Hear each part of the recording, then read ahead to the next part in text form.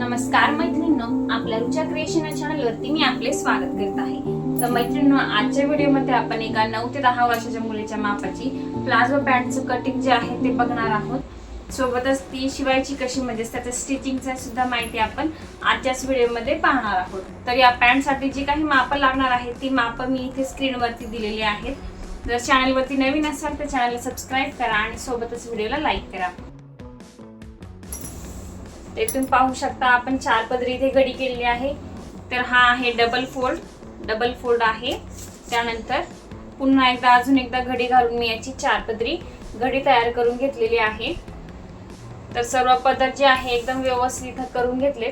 त्यानंतर आता आपल्या इथे सगळ्यात अगोदर या पॅन्टची उंची टाकायची आहे। तर उंची टाकण्याच्या अगोदर खाली आपल्याला जेवढा भाग इथे फोल्ड करायचा आहे तेवढा भागाला आपण अगोदर मार्किंग करून घ्यायचे। तर इथे सगळ्यात अगोदर खालच्या भागाला मी एकदा सरळ लाईन मारून घेते, जेणेकरून हा जो काही कपडा आहे तो इथे सरळ व्यवस्थित राहील।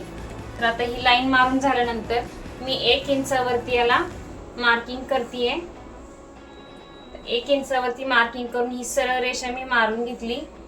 आता या मार्किंग पासून आपला पूर्ण उंचीचं माप इथे टाकायचं आहे। तर इथे खालची जी काही मार्किंग आहे ते आपण सोडून द्यायचं आहे। वरच्या मार्किंग पासून पूर्ण उंचीचं माप आपण टाकतोय। तर पूर्ण उंची जी आहे ती आहे इथे 31 इंच। तर इथे 31 इंचावरती मी मार्किंग करून घेतलं।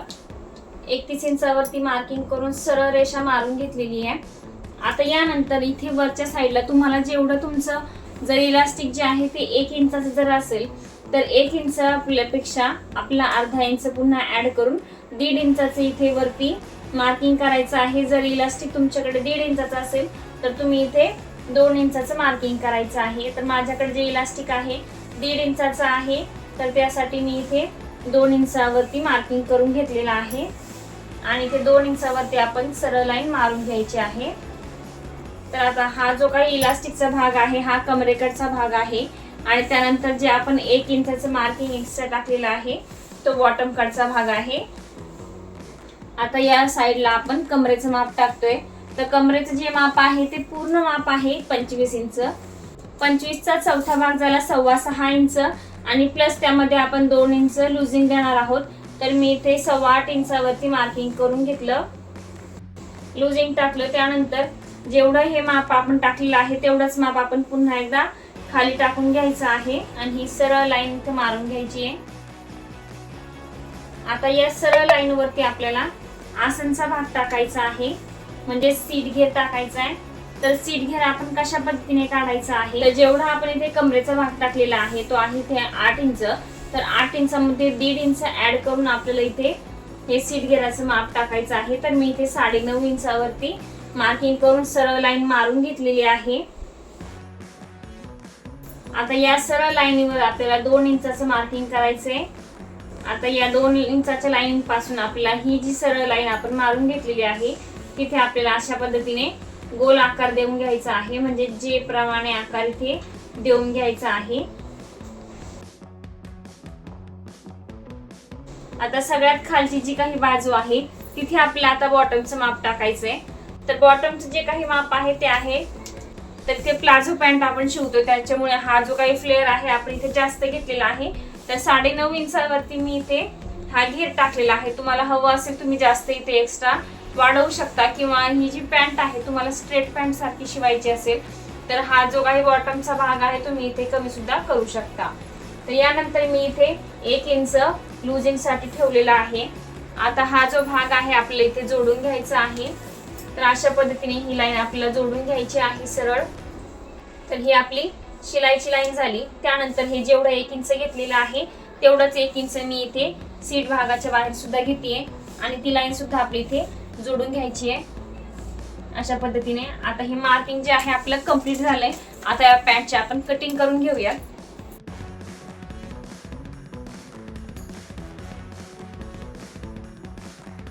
तर इथे आपलं कटिंग सुद्धा करून झालंय। आता आपण ही पॅन्ट शिवायला घेऊयात। आता जे आपण हे कटिंग करून घेतलेलं आहे तर ते दोन्ही पार्ट जे आहे आपले इथे सेपरेट करून घ्यायचे। तर हे दोन्ही पार्ट मी इथे सेपरेट करून घेतलेत। आता सगळ्यात अगोदर काय करायचं, आपला हा जो काही खालचा भाग आहे आपण जे इथे 1 इंचाचं मार्किंग केलेलं आहे तर तो जो पूर्ण भाग आहे आपला हा सरळ भाग तर याला आपल्याला डबल फोल्डिंग करून इथे शिलाई मारून घ्यायची आहे। आता ही शिलाई मारताना जी काही आपली ही वरची 1 इंचाची लाईन आहे तर त्या 1 इंचाच्या लाईन वरती आपली दुसरी घडी येणार आहे अशा पद्धतीने। तर इथे आपल्याला शिलाई मारून घ्यायची आहे। तर दोन्ही भागाला मी आता शिलाई मारून घेते। तर आता इथे खालच्या भागाला आपण इथे शिलाई मारून घेतलेली आहे, दुसऱ्याही भागाला आपण इथे खालच्या साईडने शिलाई ती मारून घेतलेली आहे। आता हे दोन्ही जे भाग आहे इथे आपल्याला एकावर एक ठेवून घ्यायचे आहेत। तर इथे सरळ बाजूवरती मी सरळ बाजू ठेवलेली आहे, ही उलटी बाजू आहे। तर आता हा जो काही भाग आहे आपला, जो आपण आसन भाग इथे टाकलेला आहे म्हणजे जे आकारावर जो आहे तिथे आपल्या इथे शिलाई मारून घ्यायची आहे। तर मी आता या दोन्ही भागांना शिलाई मारून घेते। तर आता या पॅन्टच्या दोन्ही साईडला आपण शिलाई मारून घेतलेली आहे। आता ही जी पॅन्ट आहे आपण इथे खोलून घ्यायची आहे, म्हणजे इथे आपले 2 पाय जे आहेत तुम्हाला इथे दिसत असतील, हे आपले पॅन्टचे 2 पाय इथे तयार झालेले आहेत। तर आता हे 2 पाय जे आहेत तयार झालेले आहेत। आता हा जो काही आपला पॅन्टचा भाग आहे तर इथे आपल्याला 1 इंच अंतर आपण सोडलेला आहे शिलाईसाठी।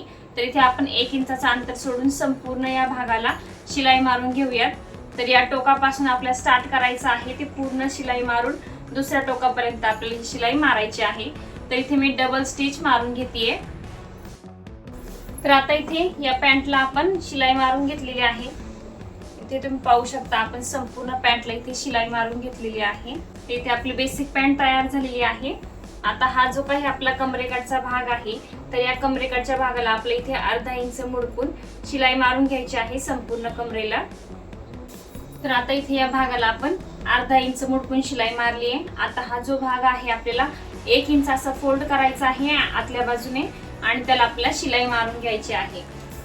तर आता इथे आपण वरच्या भागाला तुम्ही पाहू शकता आपण ही पट्टी जी आहे दुमडून इथे शिलाई मारून घेतलेली आहे। आता ही जी पॅन्ट आहे आपण पूर्ण ओपन करून पाहूया। तर तुम्ही पाहू शकता आपली पॅन्ट जी आहे इथे तयार झालेली आहे। आता हा जो काही वरचा इलास्टिकचा भाग आहे तर इथे आपल्याला इलास्टिक घालून घ्यायचंय। तर ही पट्टी जेव्हा दुमडून आपण शिलाई मारलेली आहे तर जिथून आपण इथे स्टार्ट केलं होतं तिथे तुम्ही पाहू शकता मी इथे 2 ते 3 इंचाचा कपडा जो आहे ते आहे तसाच ठेवलेला आहे, म्हणजे मोकळा सावडलेला आहे आणि तिथून आपण इथे आता इलास्टिक घालून घेणार आहोत। तर इलास्टिक जे आहे ते आपल्या कमरेच्या मापानुसार आपल्याला इथे घालून घ्यायचं आहे।